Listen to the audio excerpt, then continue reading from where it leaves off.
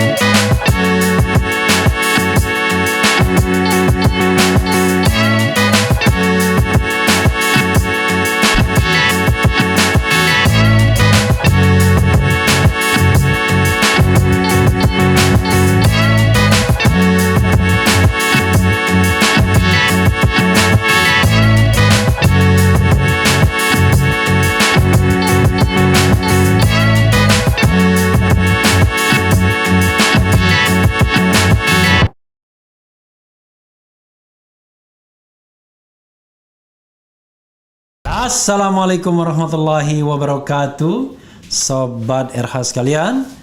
Jumpa lagi kita di channel yang keren ini. Keren jadas ya, keren jadas. Ini menarik ya.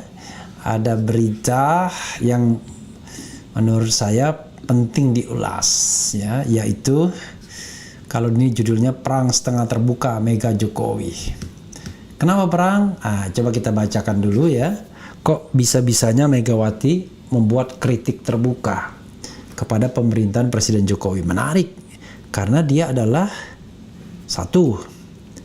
dia adalah ketua Dewan Pengarah BPIP. Kedua, dia adalah ketua Dewan Pengarah BRIN, ya, Badan Riset dan Inovasi Nasional, yang notabene adalah lembaga-lembaga yang berada di sistem presidensil, maksudnya lembaga-lembaga yang ada di bawah kekuasaan presiden secara langsung.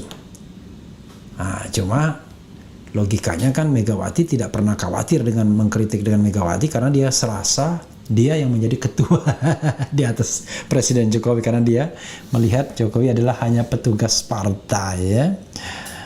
Logikanya ini Indonesia atau partai yang lebih besar ya, tapi it's okay lah. Oke, coba kita lihat ya. Kritik terbuka, bukti hubungan Megawati dan Jokowi tidak baik-baik saja. Apakah memang demikian? Coba kita analisis ya, semampu kita. Analisis itu tidak ada yang salah. Karena analisis itu bukan benar dan salah, tapi sejauh mana kita merangkai fakta dan data yang ada untuk sebuah analisis yang logis, rasional ya. Bisa diterima dan bisa berpengaruh kepada orang yang mendengar kita. Ini sebagaimana diberitakan oleh rmol.id, Republik Merdeka. Kritikan terbuka Ketua Umum PDIP Megawati Soekarno Putri terhadap pemerintahan Joko Widodo mengindikasikan hubungan keduanya sedang tidak baik. Menarik. Megawati saat pidato di hari ulang tahun HUT ke-49 PDIP ya. Ini hari ulang tahun Profesor Rohmat Wahab, adik saya Widya W. Harun, dan juga ulang tahun Hadar Nafis Gumai ya, menyatakan keheranannya mengapa harga sembako melonjak. Mega juga mengaku geram karena Indonesia sangat bergantung pada impor alkes, alat kesehatan. Alkes ya, kalau alkes itu alat kesehatan, alat kesehatan. Pengamat politik Iwel Sastra melihat Iwel ya, sebagai ketua umum PDIP yang mengusung Jokowi, Megawati pasti tidak asal bicara. Artinya Megawati memiliki data akurat terkait berbagai persoalan bangsa tersebut, dan juga secara dia ketua Dewan Pengarah BRIN, Badan Riset dan Inovasi Nasional ya, tidak mungkin sembarangan ngomong. Direktur Mahara Leadership itu berpendapat kritik terbuka itu memunculkan kesan hubungan Mega dan Jokowi sedang tidak baik-baik saja. Imbasnya Putri Soekarno itu memilih menyampaikan kritik secara terbuka. Kedua, kata Iwel, bisa jadi selama ini Megawati secara tertutup telah memberi masukan pada Jokowi tapi tidak diikuti. Namun, merasa tidak didengarkan sehingga Megawati merasa perlu menyampaikan kritik secara terbuka. Demikian analisa Iwel kepada kantor berita politik RMOL Selasa 11 Januari. Meski demikian, apa yang disampaikan Mega merupakan hal wajar, sebab sebagai partai pendukung utama, Megawati harus mengingatkan pemerintah terkait berbagai masalah rakyat. Khususnya rakyat kecil, wong cilik, terutama untuk masalah sembako, Megawati sedang menunjukkan keberpihakannya kepada rakyat kecil, pungkas Iwel ya. Luar biasa ya. Jadi sobat RH sekalian, coba kita lihat ini ya, soal kritik langsung Megawati. Ada dua hal yang ingin saya garis bawahi ya. Ketika menyampaikan kritik tersebut, Megawati adalah ketua umum partai politik. Walaupun dia the ruling party, tapi dia ingin memberikan kontribusi kepada masyarakat bahwa PDIP tidak hilang kekritisannya meskipun dia merupakan the ruling party. Artinya kritik kepada pemerintahan kan kritik kepada PDIP sendiri. It's okay. Saya termasuk orang yang suka mendengarkan kritik ya, apalagi orang lingkar pemerintah mengkritik pemerintah sendiri, itu menurut saya baik-baik saja, harusnya begitu.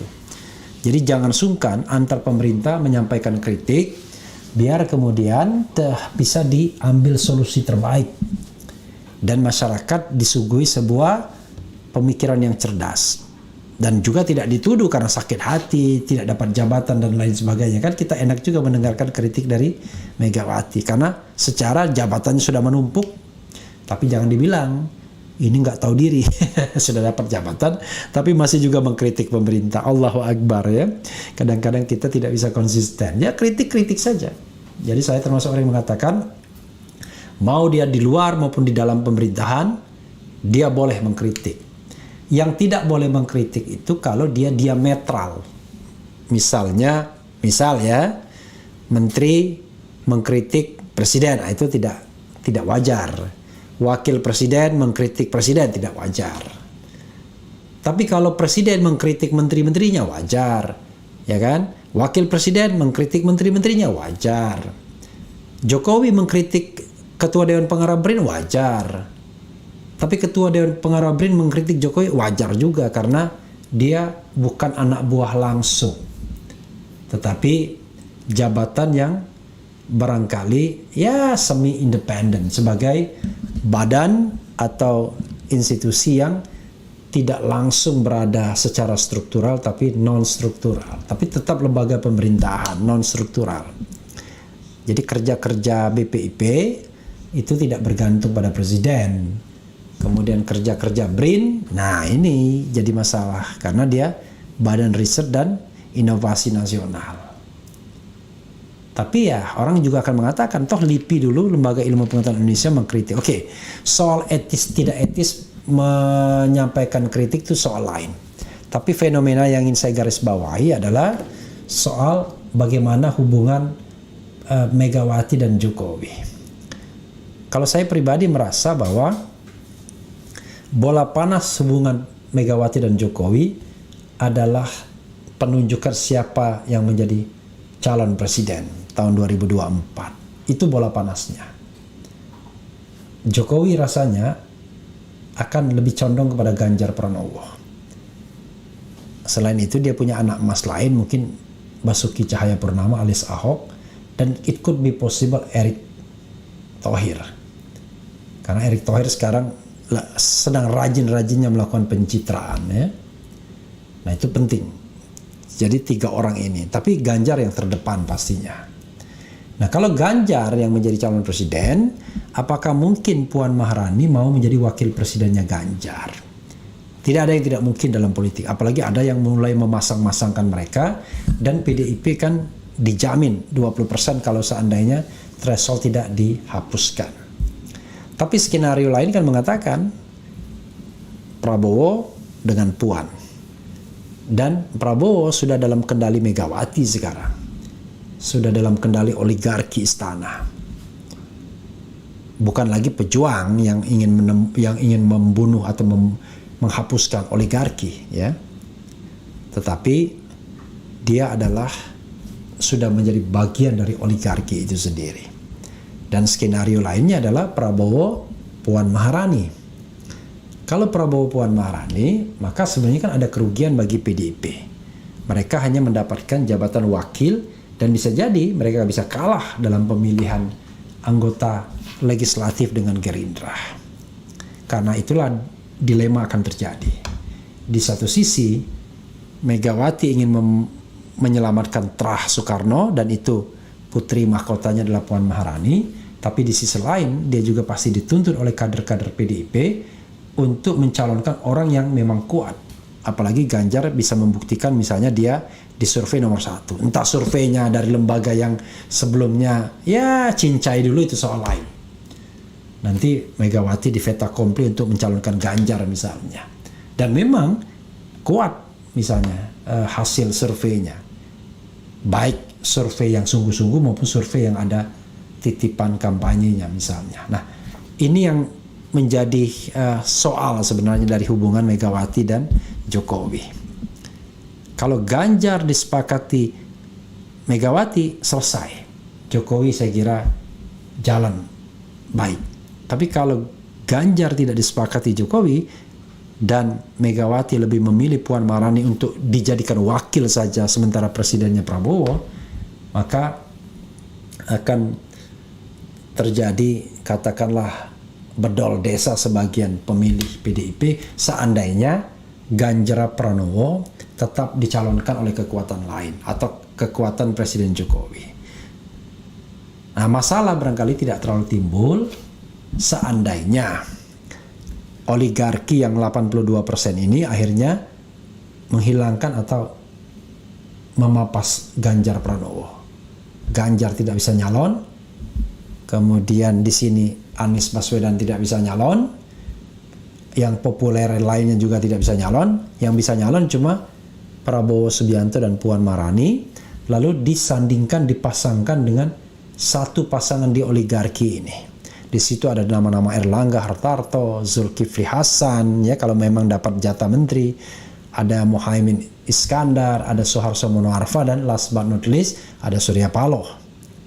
Bisa jadi ditandingkan sesama oligarki dan hasilnya adalah di atas kertas Prabowo menang. Jadi ini menjamin Prabowo tidak lari dari koalisi istana. Tapi kalau Prabowo tidak dicalonkan sebagai presiden, dia akan lari ke koalisi luar. Maka terbentuk koalisi luar istana. Karena di situ masih ada Demokrat dan masih ada PKS. Demokrat PKS saja tidak bisa, cuma 18%. Tapi kalau ditambah Demokrat, ditambah PKS, ditambah katakanlah Gerindra, maka itu more than enough. Nah, ini yang sebenarnya ya bola panas hubungan Megawati dan Jokowi ke depan. Nah, Jokowi tentu menginginkan bahwa dia yang leading dalam menentukan siapa yang menjadi calon presiden dan wakil presiden dari permusyawaratan para oligarki. Jokowi Karena 2 periode ya tentu punya egonya sendiri. Nanti kita lihat sobat daerah sekalian. Tapi kalau saya boleh mengatakan, masalah seperti ini akan selesai seandainya presidensial thresholdnya 0. Kalaupun mereka tidak sepakat, maka fair competition. Prabowo, Puan bisa maju, Ganjar bisa maju juga. Mungkin dengan kereta lain. Dengan kereta PSI misalnya, dicalonkan oleh Presiden Jokowi. Tiba-tiba yang lain juga pengen nyalon juga karena ada kotel efeknya. Nah, ini jauh lebih seru. Kalau ini yang terjadi, ya bisa 5 sampai 7 calon lumayan. Jauh lebih baik dan lebih variatif ya untuk Pilpres ke depan. Dan kita punya orang-orang yang kira-kira bisa kita harapkan untuk menjadi pemimpin bangsa ini yang jauh lebih baik lagi.